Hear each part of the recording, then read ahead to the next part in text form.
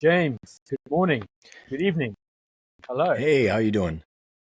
I'm very well, and yourself. Great, great. Thanks for having me on. I'd love you to introduce yourself to the community. Let us know who you are, what your story is, and the Bullish Drive Agency, where where did it all start, and how is 2024 going for you so far?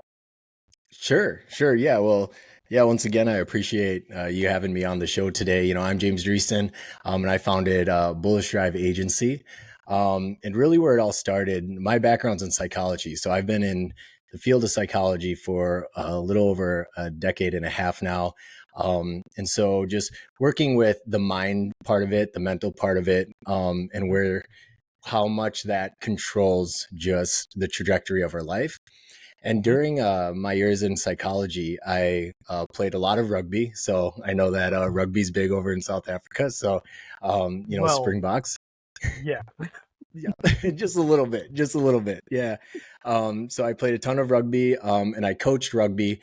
And during that time, I founded a high school rugby team, just kind of a bunch of misfits that didn't fit into or didn't make their teams. Hmm. And a big piece of what I implemented in was the psychology side. So Hmm. I started throwing in just these psychological practices, just mental skills is what it's referred to now today. And Hmm. that rugby team went on to win 4 back-to-back state championships. Oh And wow. so from there, I just kind of started developing this thing, started implementing it into different rugby programs here in Minnesota, and had an opportunity to provide mental skills to the University of Minnesota, so D1 school here in the States. And um, then I was like, you know what?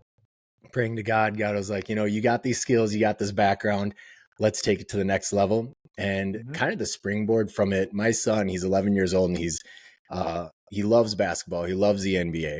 Hmm. But we noticed that all the superstars were struggling with just life choices, right? So you got like the Zion Williams, you got like the John Morants, just these people who are like incredible athletes, right? But Hmm. on the side, they're just making poor life choices. And we're like, are these the superstars that we want our son to be looking up to? What can we do to develop that or get them connected to the right type of superstars? And so that's where God was like, well, you might not be able to affect the superstars now, but you can affect the superstars tomorrow.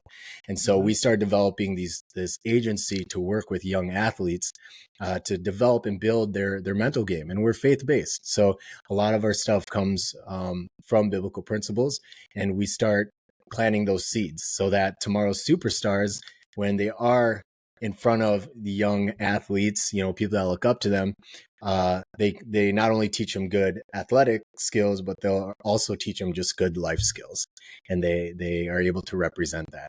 And our company has grown from just athletics to working with musicians and artists and even esports gamers now. So we've kind of expanded to high Hmm. level performers. We even have a couple former athletes who have now moved into the corporate world and are helping them with their mental skills within the corporate world as well.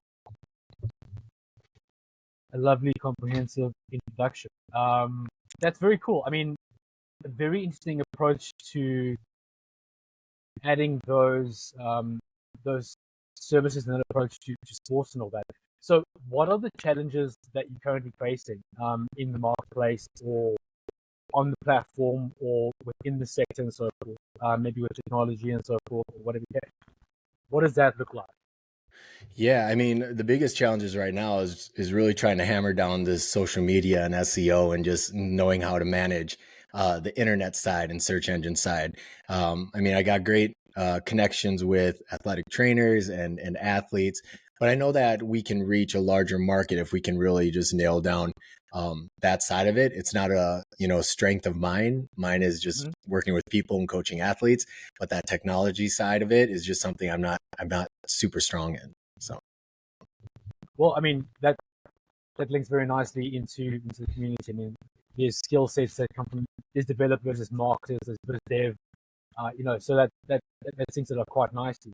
Um, in terms of the rest of the year and we're in the beginning of 2024. So, what are your predictions or milestones or goals for growth or trajectory or scalability between now and the end of the year.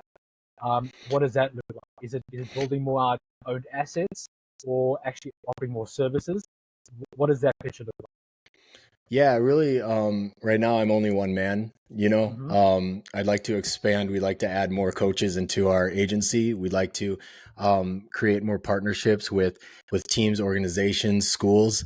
So just getting in front of them, you know, just spreading the word of what we're doing. Individually, we're doing great, but organizationally wise, if we can get in with more teams and groups like that, would be awesome. No one's ever pushed into the musical world either when it comes to mental skills. A lot of people kind of combine mental skills with athletics. And I come from a background of music as well. I played violin for my college, toured Austria for the symphony orchestra. So there is a need and an overlap when it comes to that high level performance that I don't think it's tapped right now. And so connecting with those groups as well is something we're looking to do this year. We got a lot of conversations going and a lot of connections that we're trying to build right now. From a performer myself, I'm a stand-up comedian. So if we think of all sorts of artists, you know, normally an agent or they play that kind of role. Mm-hmm. Do you think that there's other markets you can move into as well, out of interest? Yeah. I think whenever you talk about any type of high level performer, so we instantly think about athletics or music or anything like that, but I didn't even think about esports at the time. I didn't think about artists at the time, you know, and that just kind of organically formulated. So really the gap, the thing that people sometimes don't recognize is that when you move into professional world, there's a lot of other things that get added into it. So it's not just your physical skill in athletics. When you become a professional, now you move into a business, right? Now you got to manage your brand. You got to manage the company. You got to manage your numbers, your stats. You got to manage, you know, social media, interviews, all these things a lot of people just aren't prepared for. And one of the greatest burnouts that happen in the professional level is just not successfully managing those parts. And now you can find people, and there's a ton of them on Instagram that give like these quick fixes, these little things that you can instantly do to change your life. And honestly, mental skills, just from my experience, is not a quick fix. You got to find somebody who knows what they're doing. You got to find someone who has experience, not only in your sport or your art or your craft, but also on the psychological side, so that they're not harming you or adding in skills that are going to potentially damage you beyond. I think what I see when I talk to or look at some of these mental skills coaches that are out there right now, they look for just how do you fix your current sport, and we're looking at how do you add things to complement your entire life. I was talking to an Olympian the other day who specifically works with former Olympians, because once Olympians leave the Olympics, they go through kind of this identity crisis. This thing they've worked so hard for is now gone. So where are they? And there's just a huge rise of just post-Olympic depression is what they're calling it now. And so there is a need. So mental skills doesn't just exist within your sport or your craft. Mental skills should complement your entire life, so that when you're shifting, you can shift in a healthy way and you can shift in a productive way. And so that's what we're seeing, and that's what we want to fill in the gaps for. Does any of the besides paint the picture for me in terms of when people reach out to you, is any of the technology or any of your own assets providing that, facilitating that needs assessment, or is it happening specifically with yourself? Do you see that maybe becoming part of the future? So if I think of, and what's the app I'm thinking of now? BetterHelp. I stand corrected. There's almost like a needs assessment. You know what I mean? Do you think that might be something that would come into the business in the future, using technology to provide that? Yeah, I've definitely thought about that, and people have suggested it, you know, whether it's online courses or something like that. There is a need for a personal connection for what we do. And I know that my goal is to create a legacy company, something to hand down to my kids and family. So that means that someday I'm going to have to step away from it. And if the company can't live without me, then it's not a company. You know what I mean? So yeah, I definitely think there is a need for that. There's a necessity to figure out how to facilitate and leverage that side that I just haven't tapped into yet, and we'll need to start looking into as we take on more clients, and we are taking on more clients. So Absolutely. Okay, so if we talk about the right now, in terms of opportunities and so forth. So you mentioned SEO, and social media, and that's community management, and potential lead generation, and maybe even outbound and all that.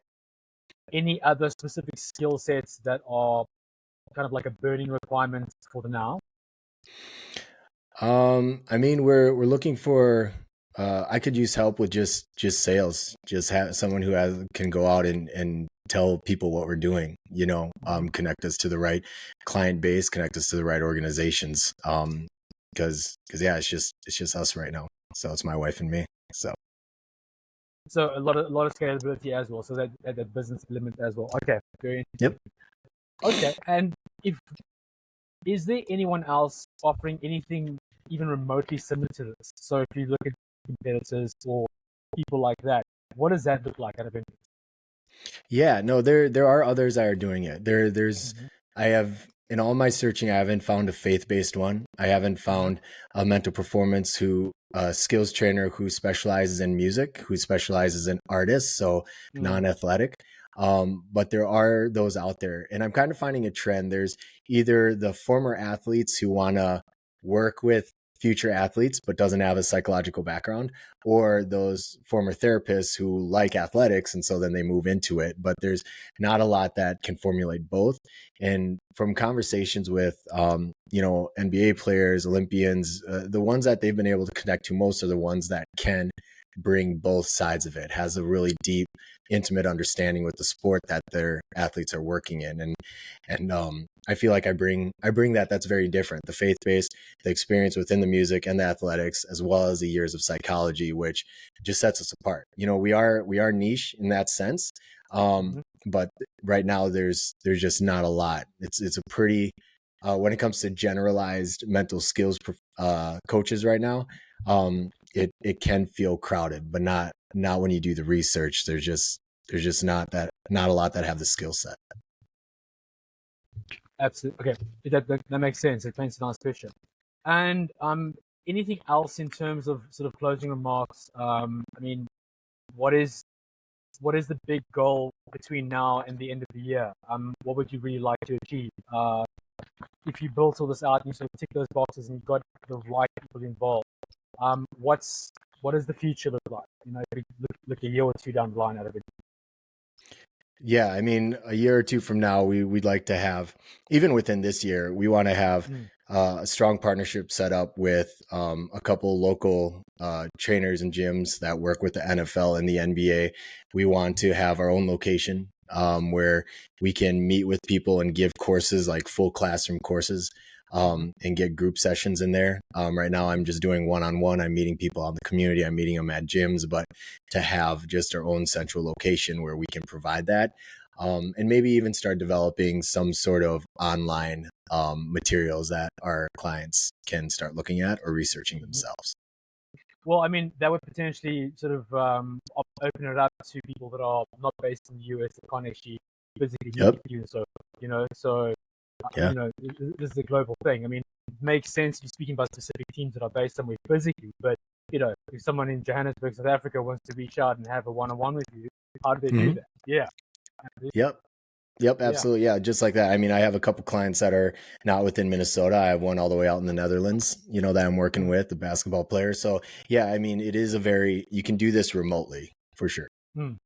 The level of skill sets that is in the community, there's a lot of people that are very, very talented across the board. So, feel free to go in there and engage with them and all that sort of stuff. Yeah. That's awesome. I love that. I love the community. Yeah, that sounds good.